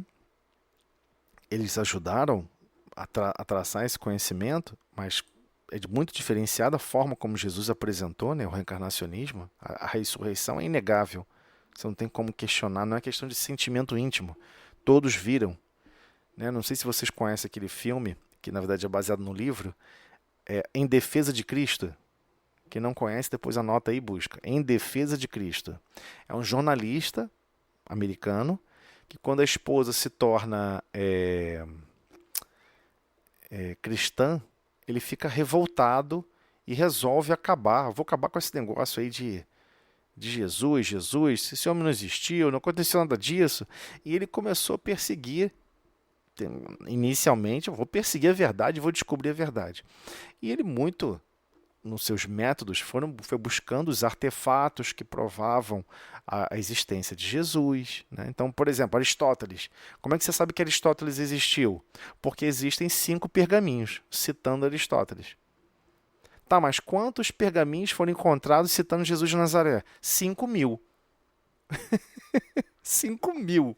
Só isso, 5.000. Então, só para você entender a ordem de grandeza. E aí ele continuou perseguindo. Não, mas na verdade, quando Jesus se materializou e tal, apareceu lá, esse negócio aí que eu acho que é mentira, eu acho que esse negócio é mentira, esse negócio de ressurreição. Acho que não apareceu nada. Os discípulos é que podiam ter inventado esse boato. Já entendendo a natureza desequilibrada do pensamento atual humano, que já se propagou durante muitos séculos para trás, pior ainda para trás, ele pensa o seguinte: para ver que inventaram isso, né? Eis que ele encontra um documento da época do Império Romano, porque, não sei se vocês sabem, quando se iniciou a perseguição romana, né, sobre os cristãos, os discípulos foram perseguidos, todos os discípulos foram assassinados. Não sei se vocês sabem disso, mas todos foram assassinados, com exceção de João Evangelista. Mas tentaram assassinar ele, né? Na verdade, quando ele ficou na ilha de Éfesos, Éfesos, naquele conceito romano, a tradução literal é o destruidor de homens. É uma ilha cheia de pedra, fica batendo mar em volta e não tem o que comer, não tem o que beber água. E ele ficou lá semanas, meses, e não morreu. E todos sofreram tentativas de assassinato por onde passaram.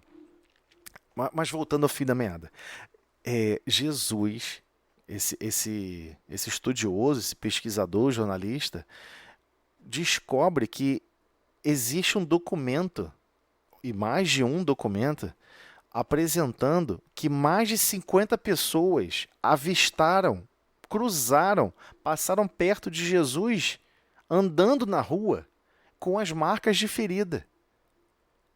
Que não foi simplesmente só uma narrativa dos discípulos, que está na Bíblia. Tem esse documento que explica e comprova. E ele ficou chocado, porque ele achava que só tinha na Bíblia.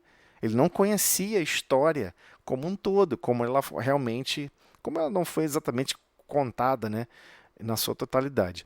Então, havia mais de 50 pessoas, fora os discípulos, né? A lei dos 12, ou 13, ou 14, enfim, sei lá quantos discípulos a gente poderia classificar, mas enfim, pensando nos 12 discípulos mais próximos, os 12 discípulos mais próximos foram testemunhas. Inclusive conviveram 40 dias, 40 noites ali com Cristo, com Jesus, pós-ressurreição. Ele ressurgiu a carne e ficou convivendo com eles. Posteriormente, nesse processo de convivência, ele foi avistado por mais de 50 pessoas. Esse documento foi, até hoje, se você pergunta a qualquer pessoa que é um grande estudioso do espiritismo, do cristianismo, que estuda e pesquisa sobre, a maioria não sabe desse documento. Foi um documento publicado e sancionado pela chancela romana.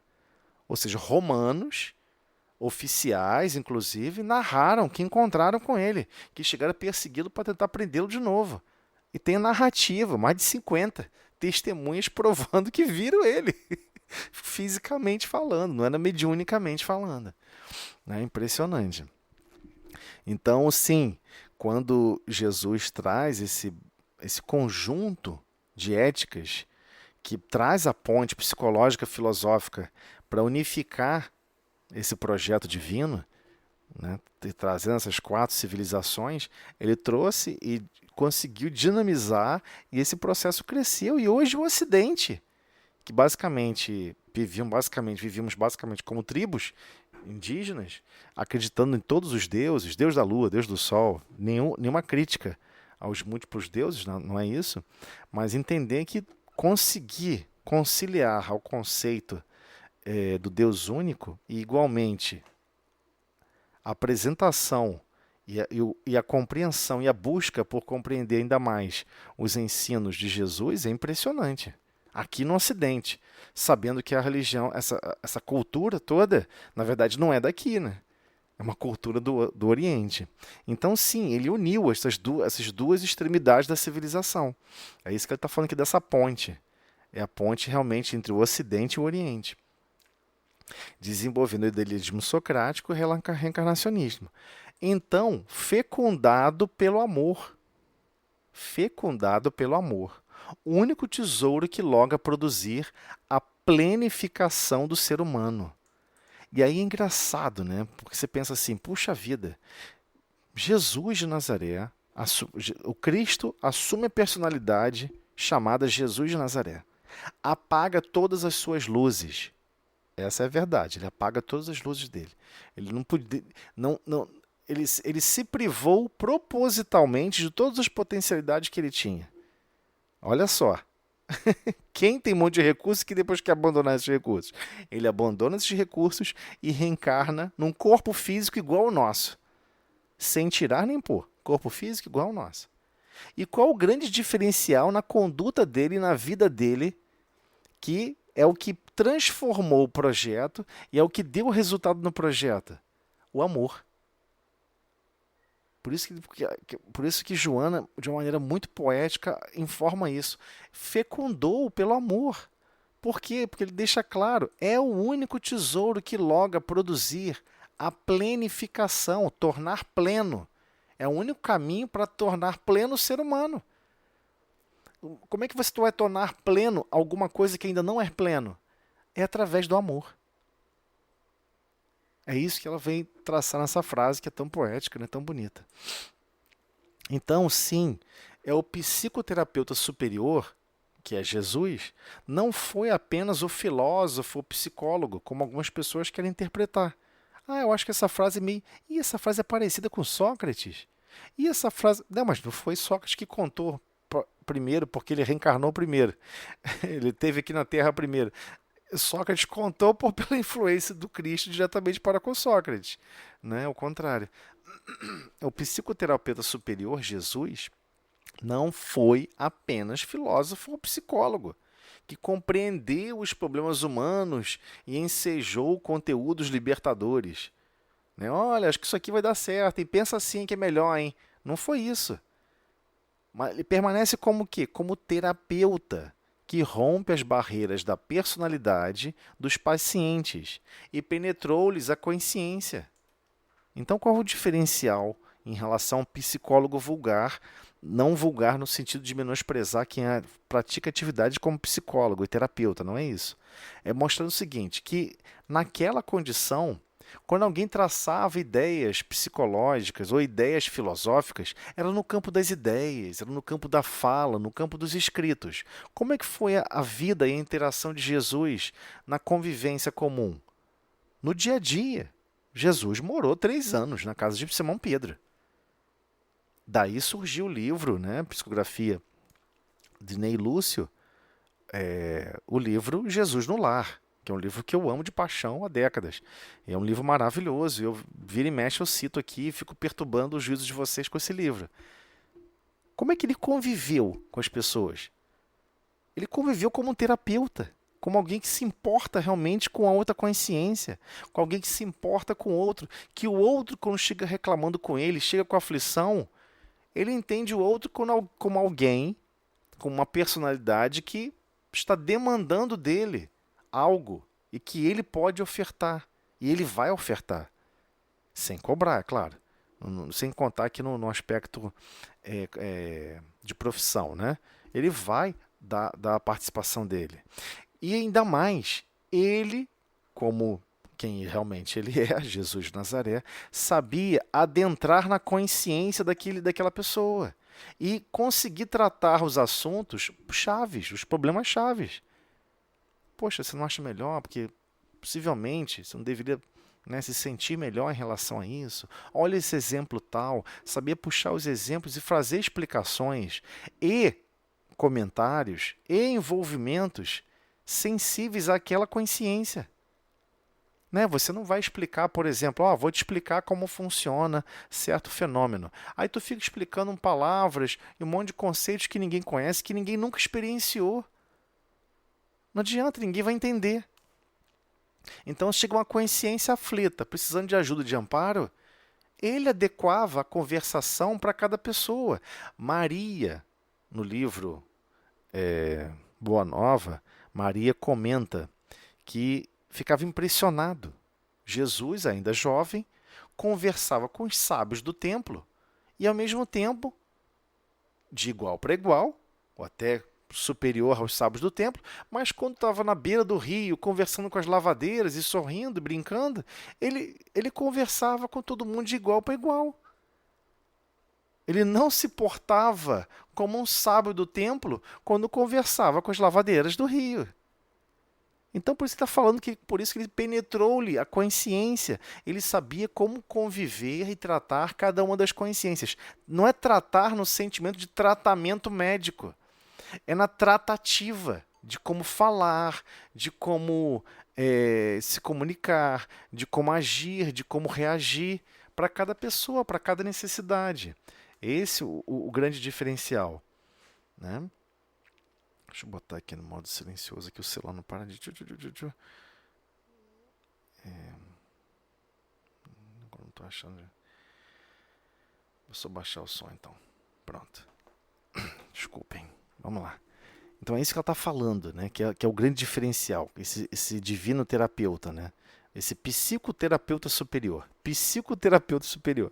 Joana tem uma visão muito bela, né? Sobre Jesus. Mas permanece como terapeuta, mas permanece como terapeuta que rompeu as barreiras da personalidade dos pacientes e penetrou-lhe a consciência, de onde arrancou a culpa. Olha só que incrível. De onde arrancou a culpa, a fim de proporcionar a catarse, ou seja, essa libertação salvadora. Como é que você vai se libertar de você mesmo? Se quando você estabelece a culpa, você cria grades, bota um monte de cadeado, né? Eu sempre gosto de falar para várias pessoas, eu gosto desse exemplo, né? Quando eu era criança, assistia muito desenho animado, e no desenho animado tinha uma figura estranha, que aconteceu muito na década de 20, naquelas chamados presídios, os presídios nos Estados Unidos, levava o preso para construir uma rodovia, levava para construir uma ferrovia. Ele ganhava lá os centavinhos de dólar e tal, ganhava um dinheirinho, mas que ele tinha que construir a ferrovia. Só que para trabalhar lá, o que eles faziam? Eles amarravam uma corrente na perna da pessoa e amarravam numa bola de aço muito pesada. O cara está solto, mas ao mesmo tempo está preso. Está solto. Eu vou pegar a bola de aço e vou sair correndo. Ele sabe que aquela bola de aço pesa assim 80 quilos, porque o aço, né, tem uma massa específica, né, vulgarmente chamada de densidade muito elevada, né? Se você concreta 2.400 quilogramas por metro cúbico, né? A água 1.000, né? Uma caixa d'água 1 por 1 por 1 tem 1 metro cúbico. 1 metro cúbico, 1 tonelada. O aço é 7.800. Dependendo do aço, bate 8.000 e pouco. Então é muito elevado. Então qualquer volume pequeno pesa horrores, né? Tenta levantar uma esfera de aço de diâmetro, sei lá, de 30 centímetros de diâmetro, né? 300 milímetros de diâmetro, o tamanho de uma régua dessa de escolar, né? De diâmetro. Você não consegue tirar do chão. É uma carga em quilogramas assim muito difícil nessa gravidade que nós estamos, né? Nessa aceleração da gravidade que nós estamos é absurdamente pesada. A força, né, que é gerada por cento da Terra, dessa gravidade, que está arrastando todos aqueles átomos, é uma carga absurda de você levantar. Então, eles amarravam a pessoa sem ter que amarrar em lugar nenhum. Ele está amarrado a um pequeno peso. E eu gosto de comparar isso com a culpa. A culpa tem exatamente esse mesmo efeito. Ela te acorrenta num objeto, te acorrenta em alguma coisa, ou seja, te acorrenta num sentimento, te acorrenta num pensamento que vai travar você por um bom tempo. O seu raio de ação vai ser só para ficar orbitando aquela bola de ferro, que é aquela bola de culpa. Ok? Então, por isso que ele está falando, a fim de proporcionar a catarse de libertação salvadora e a recomposição da individualidade aturdida. Aqui é outro problema grave, que é difícil de a gente conseguir tratar, que não dá para comentar agora também, porque a hora está passando, mas essa recomposição da individualidade. O que está querendo dizer com isso? Deus criou cada um diferente do outro. Não existe dois espíritos iguais. Eu sei que é difícil de entender isso, mas é assim a criação divina. E fazer o quê? Reclama com Deus. Mas não existe dois espíritos iguais. Não vai existir. Nem irmão gêmeo. Pode vir no mesmo corpo físico. Corpo físico muito similar, muito igualzinho, pouquíssimas diferenças. São espíritos diferentes, sentimentos e pensamentos diferentes. Vivenciam individualidades completamente distintas umas da outra. E o que ele está querendo dizer com isso? Nós temos a tendência de nos desconstruirmos. Nós vamos, aos poucos, nos desconstruindo. E por vezes precisamos nos recompor, nos reconstruir. Realmente quem nós somos. Né? Por vezes você reencarna, por exemplo, no Império Romano. Aí você diz que você é romano. Aí você reencarna na França. Aí você diz que é francês. Aí você reencarna, por exemplo, no outro século, na Rússia. Aí você diz que você é russo. Aí daqui a pouco você reencarna no Brasil. Aí você vai dizer que você é brasileiro. Mas nenhuma dessas consciências é quem você é. Isso que é a parte mais chocante da história. Por isso que não dá para avançar muito nesse assunto e de avançar depois lá embaixo. Todas essas experiências são somatório de experiências, mas elas não definem quem você é. A composição da individualidade, quem vai fazer vai ser você. E você vai alcançar a individualidade de como Deus te criou.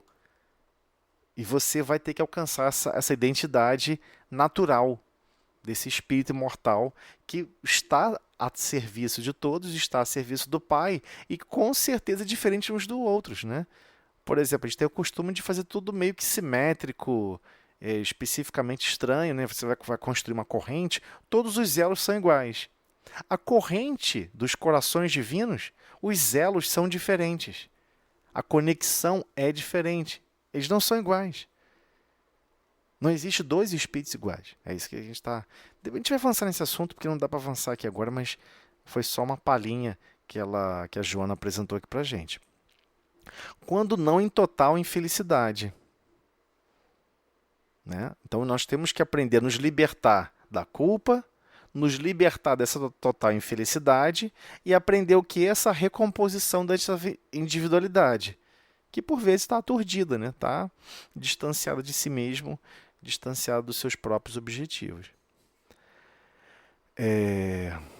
Só para fechar aqui, ó. Possuidor de transcendente capacidade de penetração nos arquivos do inconsciente individual e coletivo, ele, Jesus de Nazaré, o Cristo, tornou-se o marco mais importante da psicologia transpessoal, por adotar a postura mediante a qual considera o indivíduo um ser essencialmente espiritual, em transitória existência física, que faz parte do seu programa de autoburilamento.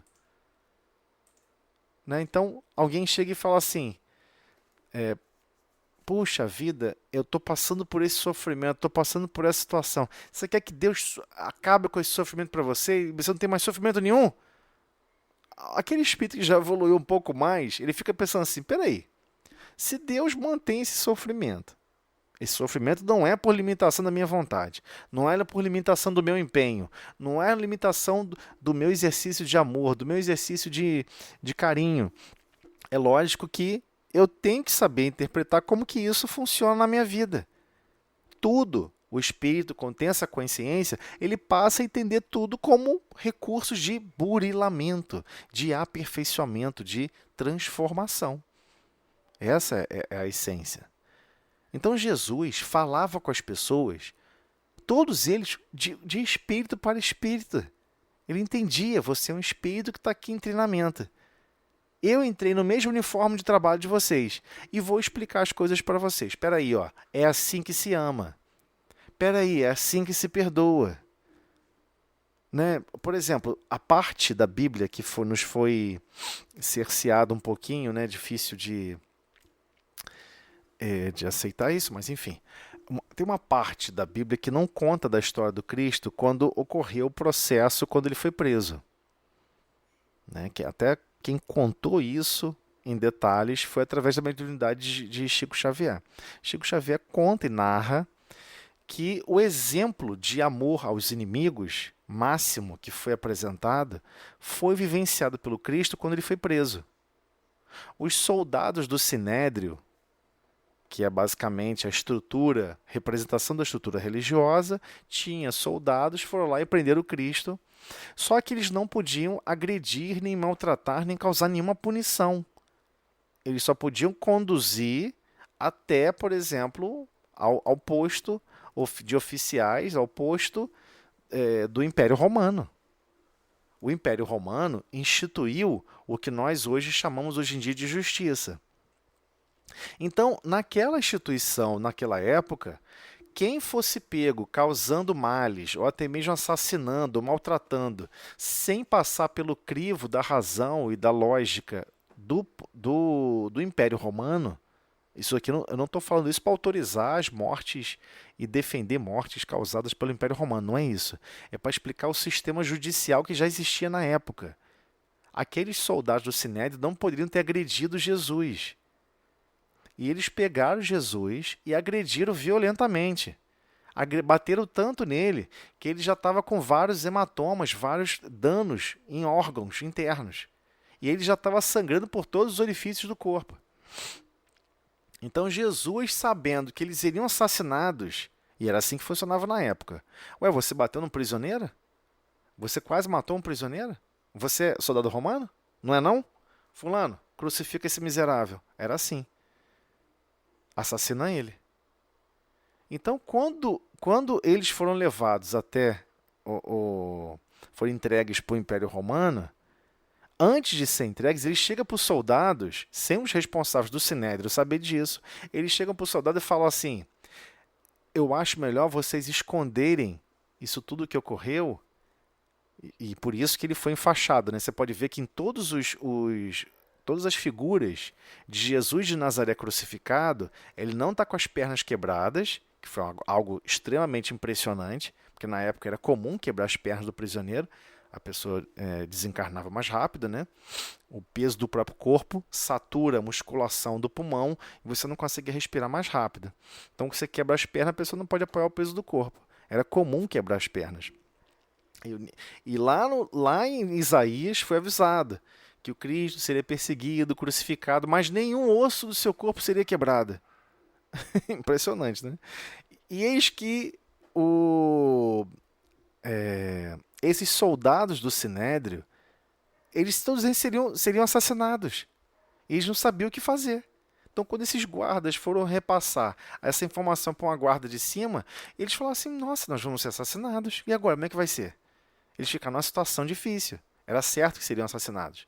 E Jesus pega e fala, não, meus irmãos, não faz isso, não fiquem preocupados. Eu não vou falar nada. Eu não vou acusá-los. Coloquem um pano, tampem as feridas, fique tranquilo, eu não vou falar nada. Então, quando Jesus é levado até Pôncio Pilatos, e ele chega lá bem maltratado, lógico que depois, quando chegou lá, foi mais maltratado ainda, mas ele já chegou lá bem maltratado. Já estava com vários problemas no corpo físico. Mas ele faz isso para defender e proteger aqueles que maltrataram ele. Você tem noção? O impacto que isso deve ter causado naquelas consciências. Meu Deus do céu, agredi esse homem, a beça, não sei o quê, e eu achei que ele fosse me entregar para eu ser assassinado. Aí ele vai e me defende? O exemplo máximo de amor ao próximo, que é lá lá no livro Apocalipse, nós estudaremos isso no futuro, vamos compreender a o desenvolvimento da consciência do Cordeiro, que todos nós vamos ter que desenvolver, vamos ter que passar por isso. Vários passaram por isso já aqui na Terra e estão passando. Desenvolver a consciência do Cordeiro. Foi exatamente isso que o Cristo exemplificou. Então, quando ele fala sobre amor ao próximo, ele realmente exerceu esse amor ao próximo, só que não foi detalhada essa história. Ainda não foi, mas será, pode ter certeza. Então, quando ele passou por todo esse processo de violência, se ele tivesse chego no local do Sinédrio, no local lá do recebimento do povo do Império Romano, e avisasse, olha, o pessoal do Sinédrio bateram a beça em mim. Olha aqui, ó, tô quase morrendo, tô aqui em frangalhos. Sem passar pelo processo judicial romano. Vai deixar isso, é? Vai deixar isso? Ele podia ter feito muitas justificativas como qualquer um de nós faríamos. O que Jesus fez? Não fiquem tranquilos. Não vai acontecer nada com vocês. Eu protegerei vocês. Fiquem tranquilos. Todo arrebentado. Bota um pano aqui em volta. Não vão ver sangrando. Porque sangra, né? Se você bater muito na região dos intestinos, vai sangrar por todos os orifícios do teu corpo. E o que ele fez? Defendeu essas pessoas. É impressionante. Defendeu essas pessoas para preservar a integridade deles. É impressionante, né? Então, quando ele vem falar sobre essa questão, quando ela vem falar sobre isso, sobre todos esses exemplos, não é que, né, tanto é que a página inicial do livro, que eu gosto muito, da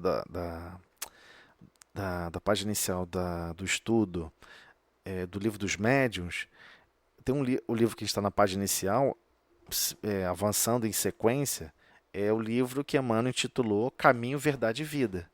E Jesus falou isso. Eu sou o caminho, a verdade e a vida. Ninguém vai ao Pai senão por mim. Mas não é senão por mim no seguinte, se você não conhecer o que eu estou falando, se você não aceitar o que eu estou falando, concorda e concordou, pô, valeu, pronto, você já vai para o Pai. Não é isso. Se você não passar pelas experiências transformadoras que eu vou exemplificar para vocês. Essa parte que a gente não gosta de ouvir.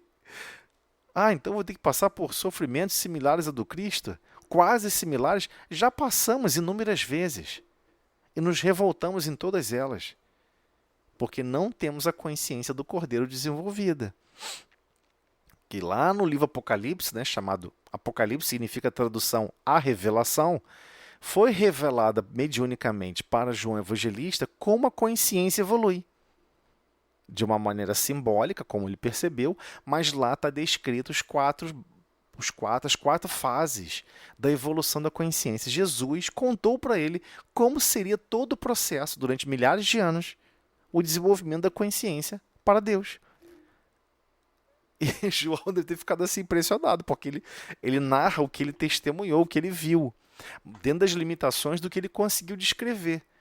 Mas é claro que ele pôde vivenciar várias vezes aquele momento que ele experienciou e compreendeu cada vez mais profundamente os significados que ele vivenciou, que ele descreveu de maneira puramente simbólica. Mas sim, lá se explica qual é todas as etapas do desenvolvimento da consciência do espírito mortal. Ok? Gente, a hora já voou. Né? Não sei o que acontece aqui, a hora passa mais rápido que o normal. Eu vou marcar aqui esse parágrafo, tá? No conscientizando. Eu nem sei em quantidade de parágrafo que nós estamos. Mas só para entender. Deixa eu ver se eu marquei certo aqui. Sim. Marquei certo. Ou não? Não, é esse aqui, né? Que a gente não cheguei a ler esse daqui, né? possuidor de transcendente capacidade de penetração nos arquivos de inconsciente individual e coletivo, ele sabia de todas as encarnações, de todos os aprendizados que todos tiveram, ele tornou-se o marco mais importante da psicologia transpessoal. É como se o psicólogo hoje pudesse chegar assim e ver assim, nossa, você está reclamando disso, de um conflito com o esposo, ou o esposo com a esposa, não sei o que, não sei o que lá, e e o terapeuta olha assim e vê os dois em várias encarnações. Consegue compreender profundamente onde todos os momentos onde eles foram convidados a ter uma convivência fraterna, a serem patrocinados, a aprender a amar, a aprender a sucumbir em certos princípios e desenvolver em outros, aonde eles falharam, aonde ficou faltando o exercício do amor, o exercício da renúncia, o exercício de abraçar e cuidar um do outro. O quanto que isso faltou e ficou frágil na estrutura da convivência. E que culmina, né, como um certo ressentimento em outras encarnações.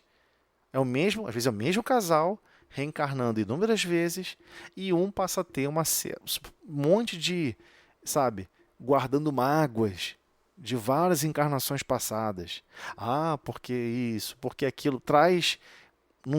Sonhei que você estava com outra mulher.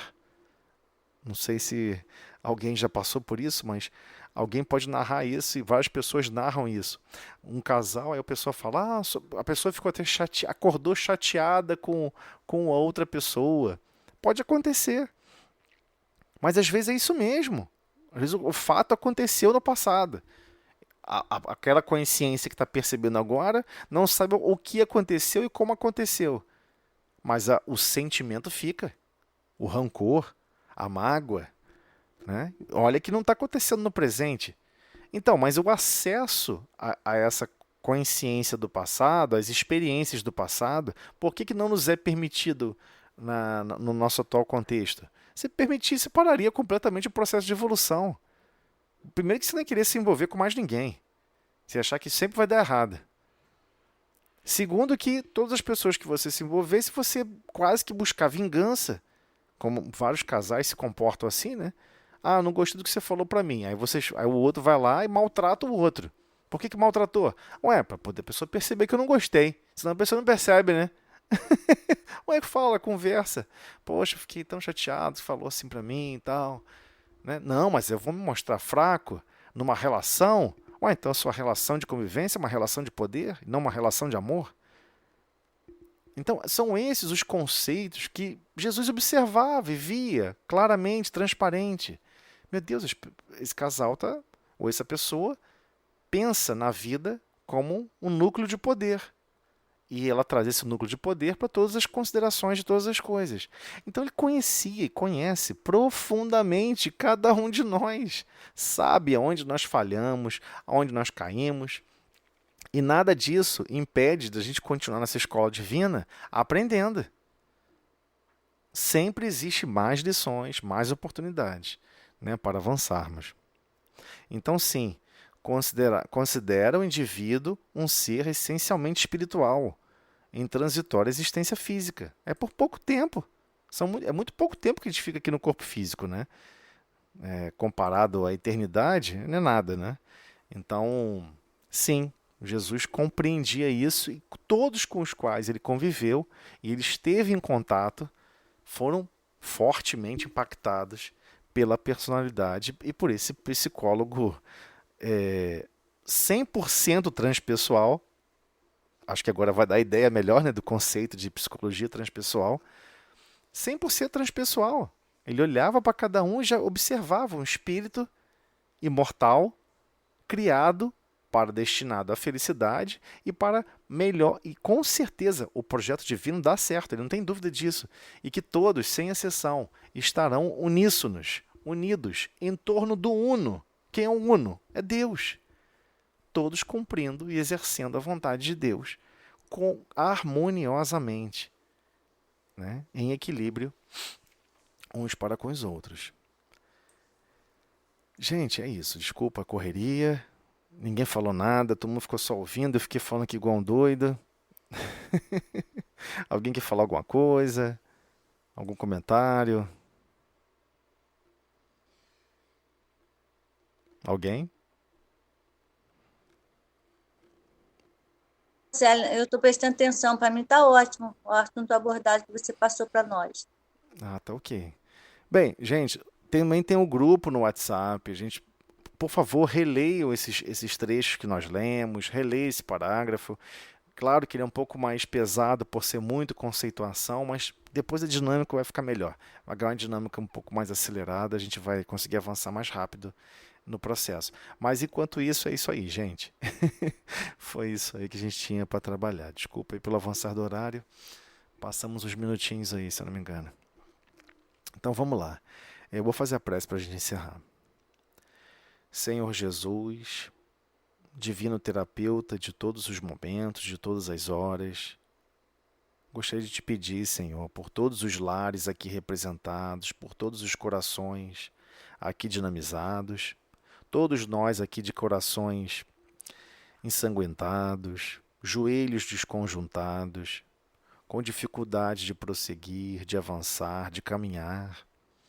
Pedimos, Senhor, a tua ajuda, o teu amparo, as tuas vibrações de amor e carinho, que possamos, todos nós aqui presentes, abrirmos um pouco mais os nossos corações para permitir a entrada das suas vibrações de amor e carinho, nos convidando à marcha, em prosseguir, em persistir nos exercícios de amor, de paciência, de renúncia, de bondade, de compreensão, de tolerância para com as imperfeições alheias, de perdão das ofensas, e assim, pouco a pouco, Senhor, paulatinamente, compreendendo a essência do educandário divino que nos cerca e nos estimula para o progresso geral de todos.